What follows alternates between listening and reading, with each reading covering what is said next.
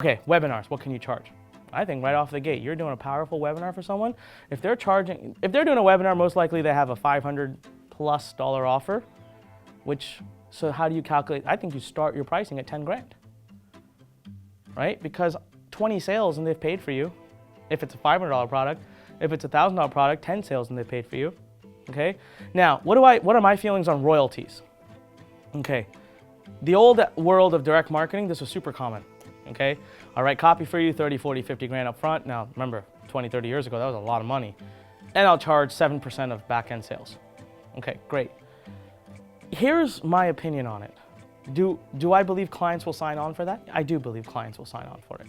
Because at the time the client's signing on for it, they're desperate for you. And they'll sign on to pretty much anything if they feel that you can do it. Where I believe it's going to be a problem for you is 3, 4, 5 months down the line. It builds a weird resentment because the client starts to see the reality of their business. 50% going to affiliates, 5% going to processing, another 10% going towards just managing their team, another so many percent for this, and then suddenly 7% for copywriter. What are you even doing? I'm the one out there doing all the webinars. I'm the one hustling. I'm the one, why do I give you 7%? And now you start to have they're not paying their bills. You got to chase them down. You chase them, that takes that relationship go negative. It's just you lose probably a great consistent client. Whereas, you know what, if you were going to charge 10 and you're not going to charge royalty, just tell them, listen, most would charge you 10 plus 7% or 15 plus 7%. Guys, I don't really like to do that. It's like to get more work from you. So what I'm going to do is charge you 10 up front. And then once you hit a certain amount of sales, I'd like a bonus of 10 grand, and then we'll call it done. That's a better possibility. When you're just starting though, it's gonna be hard to even sell that. When you're just starting, it's gonna say, listen man, I'll charge you 10 grand for the webinar. I'll charge you 3 grand up front to get started. When I deliver draft 1, I'll charge another 3. And when I deliver the final product to you, I'll charge the final 4. Why? Because you're giving control back to the client. They're willing to take a chance on you, get a few good clients under your belt, get some word of mouth going. Boom, you can start straight up, say, I charge 10 grand, 5 up front, 5 at delivery, 7 up front, 3 at delivery, or I charge 10 with a bonus round of another 10. That's doable. And for you, trust me, it makes your life easier. You don't gotta think about their business anymore. You know, all you have to do is get the praise. Hey man, your webinar's converting great, thank you so much, awesome.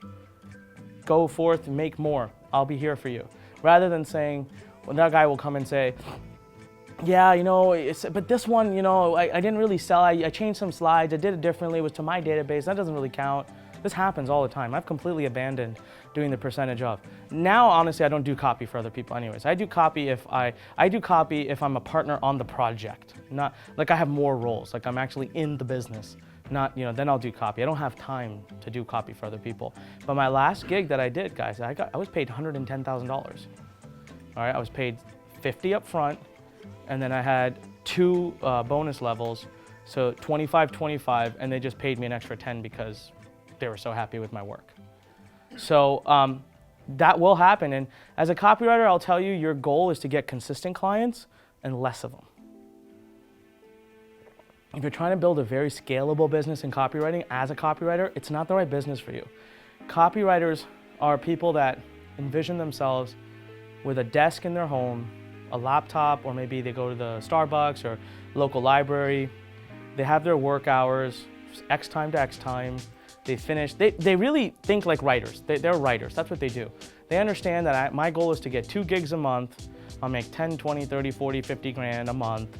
And that's it. That's my life. I'll continue to. And then for them, what their goal is hustle the first 6 months to get those clients. Once they've proven themselves, they've got clients incoming, it's easy selling.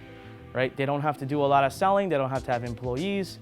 They got their laptop, and that's pretty much all they need. But they also understand that that comes at a trade that most likely they aren't going to make millions and millions of dollars unless they're writing copy for their own product and selling it, right? Which is precisely what I did. Just charge for copy. Now I do more of my own stuff. I'm making it much more scalable, but that's a different world. You're no longer really a copywriter. Now you're a digital publisher.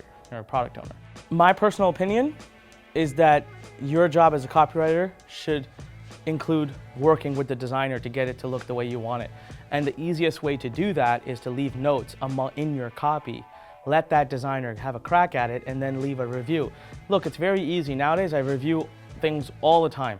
You open up screen capture software, pull up their thing, go slide by slide or go, yeah, basically slide by slide or read down the copy and just say, here, boom, please change this here. Boom, please change this here.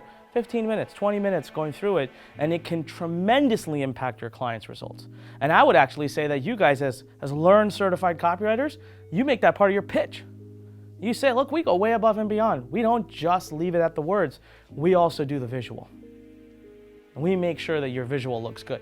Oh my God, that right there, that little end piece is gonna win you the gig over somebody else.